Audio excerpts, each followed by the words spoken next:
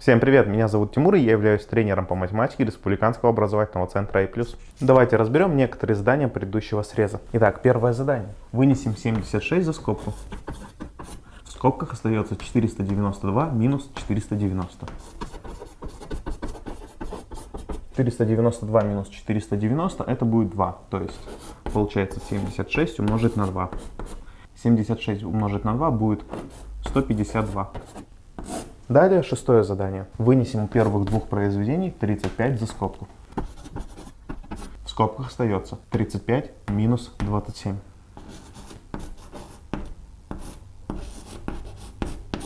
Плюс 8 умножить на 13. Равно 35 минус 27 это будет 8. То есть 35 умножить на 8 плюс 8 умножить на 13. 8 можно вынести за скобку. Тогда в скобках получаем 35 плюс 13.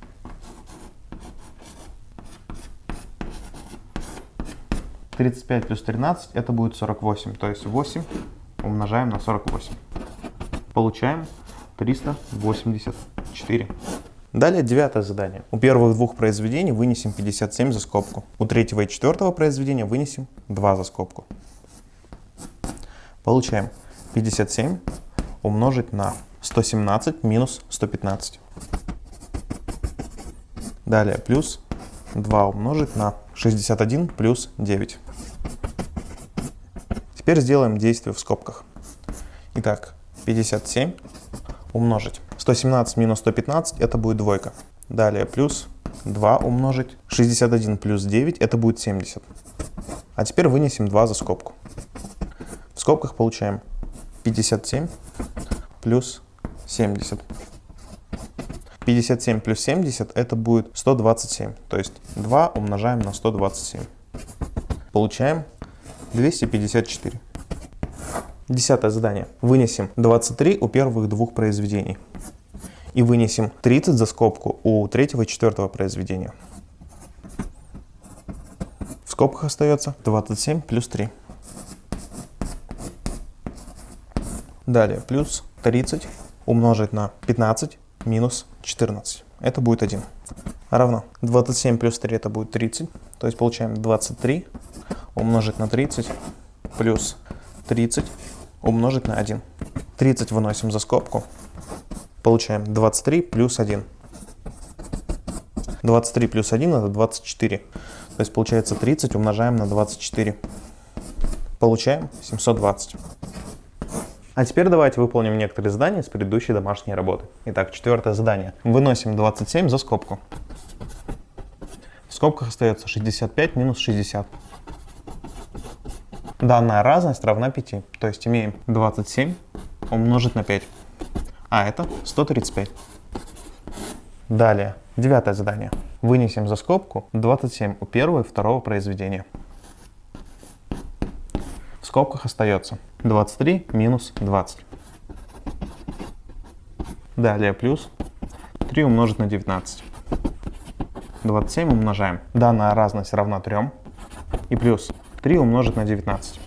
Теперь выносим 3 за скобку. В скобках остается 27 плюс 19. Данная сумма равна 46. То есть 3 умножаем на 46. Получаем 138. 14 задание. У первого и второго произведения вынесем четверку за скобку. В скобках получаем 651 минус 51. Далее в третьем и в четвертом произведении вынесем 5 за скобку. Тогда в скобках остается 120 минус 40. Теперь делаем действие в скобках. 4 умножить. Данная разность равна 600. Далее плюс 5. Умножаем на 120 минус 40. 120 минус 40 это будет 80. Далее давайте просто посчитаем. 4 умножить на 600 это будет 2400. Плюс 5 умножить на 80 это будет 400.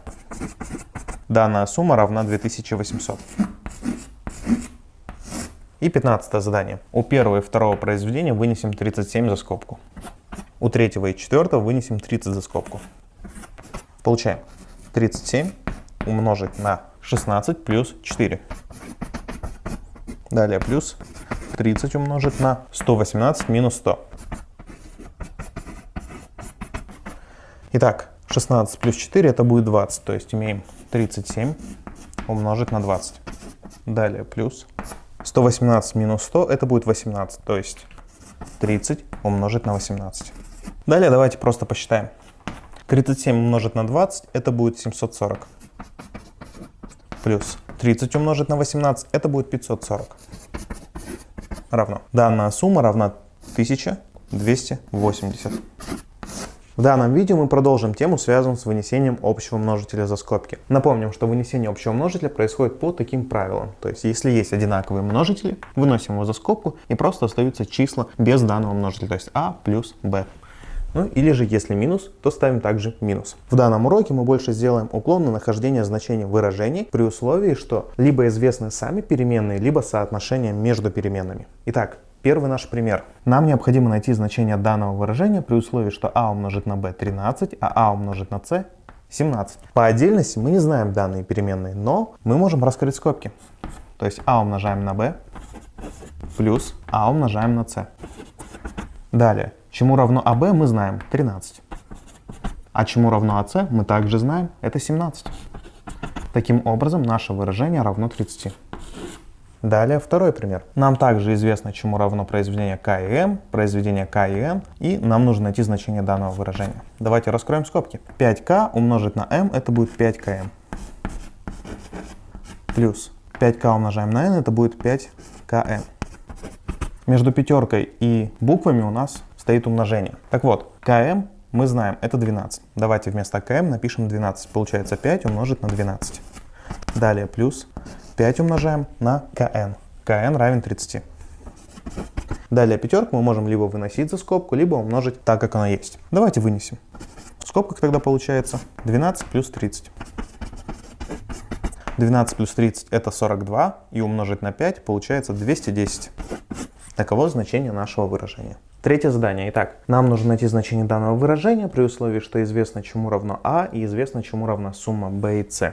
Давайте вынесем 6а за скобку, как общий множитель. Тогда в скобках остается b плюс c.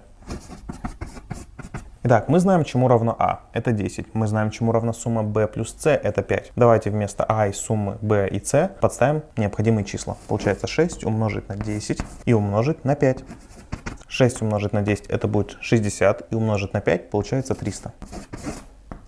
Далее четвертое задание. Известно а, d и известна сумма b и c.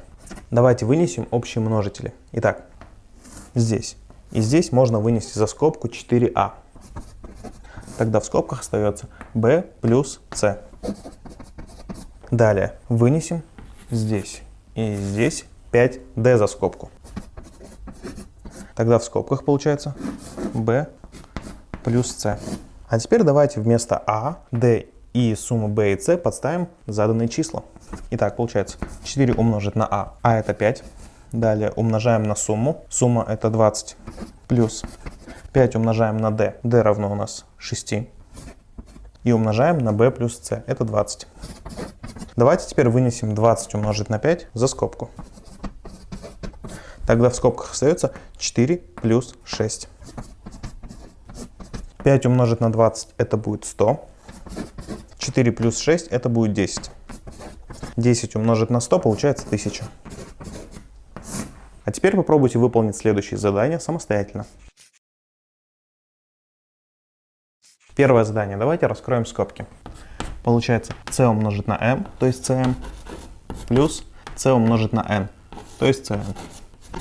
cm равно 69, плюс cn равно 31.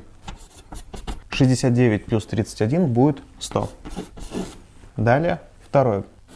Раскроем скобки. Получается 11 ps плюс 11 pk. Вместо ps можем подставить 15, вместо pk 18. Получается 11 умножить на 15 плюс 11 умножить на 18. 11 вынесем за скобку. В скобках остается 15 плюс 18.